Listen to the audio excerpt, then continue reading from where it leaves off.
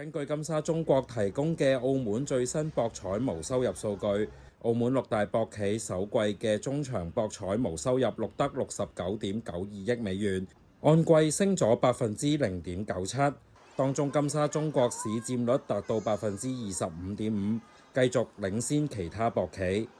並且與上一個季度相比，亦都增加咗0.4個百分點。而排名第二同第三位嘅銀娛以及美高梅中國市佔率則分別下跌1個百分點同0.5個百分點，依次錄得19.1%以及16.6%。數據顯示，六大博企喺第一季嘅路氹物業中場賭收排名同上個季度一致，依次係金沙中國、銀娛、新濠博亞、美高梅中國、永利澳門以及澳博旗下嘅澳娛綜合。喺市佔方面，新濠佔咗19%，永利10.6%，以及澳娛綜合2.8%。對比上一季均有所提升，分別增加1個百分點、1.3個百分點以及0.1個百分點。六大博企嘅路氹物業中場賭收合共錄得52.82億美元，按季上升1.5%，